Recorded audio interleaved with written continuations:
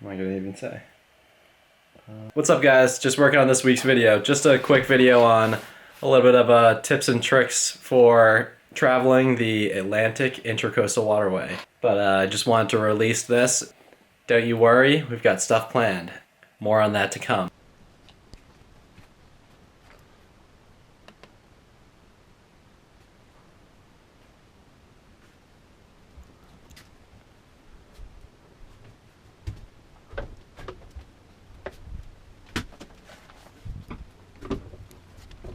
We just reached Georgia today, and since we were pretty much on the Florida-Georgia line, we have been experiencing these huge tides. We've already grounded once so far. Fortunately, it wasn't that hard to get out, so just kind of like gave a quick burst of throttle and pivoted a little bit and shot right out towards the channel. It was as we were going into an anchorage, so what are you gonna do? But yeah, right now we're in about, I don't know, 4.5 feet of water, it says, varying depending on what we're swung. But we anchored in about, I don't know, 12 feet of water, it said. Even then, like 10 to 12 feet of water. And I'll show you where we're anchored right now. We're anchored right here, Shelbine Creek, right above our first encounter of a trouble spot. This isn't really a spot that you have to be paying attention because of the a depth problem, but the charts, and if you're following a GPS, they are completely wrong. If you look at this magenta line you're supposed to follow for your course, if you look at it, it's on the port side of the red markers, which isn't making any sense if you're going northbound. The red markers should be on your port side, the green markers should be on your starboard side, and it doesn't even say you should be going in between them.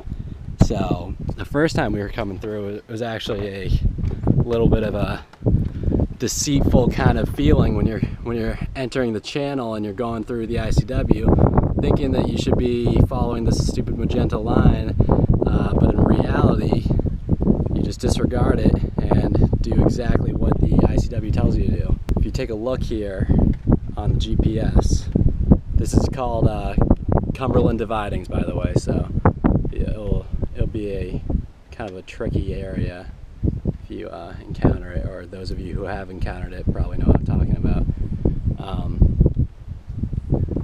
Check this out. So fortunately, I've researched all the trouble spots, and I remember this spot from the first time we were going through. And if you look here, our course had us go through straight through this marshland.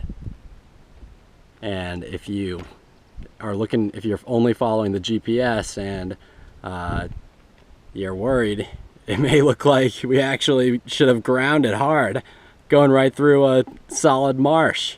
But in reality, following this line was listening to the channel markers perfectly, and we were in no less than 20 feet of water through the whole time. We also hit at a high tide, but I would say you don't necessarily need to, because if you take probably a 6-foot tide minus that 20, you'll probably be in, I don't know, 14 or so. Another reason why I shouldn't trust the GPS tracker or the recommended route magenta line on the spot, or any sort of relying on the GPS for an exact telling you where you are or telling you where you need to go.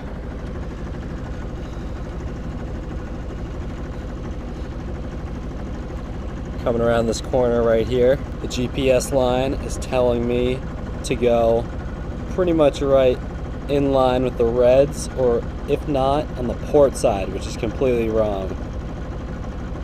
Instead, I just followed the channel markers the way you're supposed to. Went over here on the starboard side where the GPS says it should be like shoaling or shallow. This coloring means shallow. That means the deepest. And I kept about nothing less than 20 feet of water through that whole track.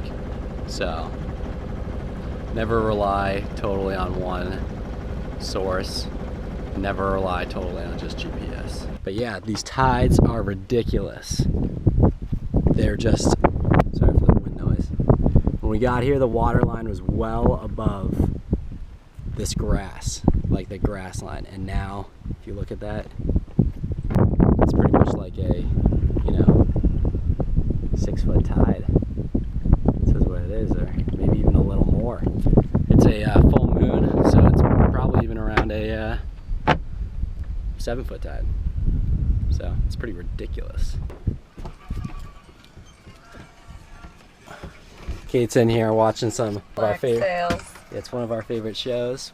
It's cool because it's all in the Bahamas, so it's based on some true pirates. So tomorrow, the reason why we anchored here on a shorter day is because we will be heading through another notorious shallow trouble spot, which is Jekyll Creek, or Jekyll Creek, as the locals call it. The National Weather Service in Jacksonville has issued a severe thunderstorm warning for north central Clay County and northeastern Florida until 6 o'clock p.m. at 5:08.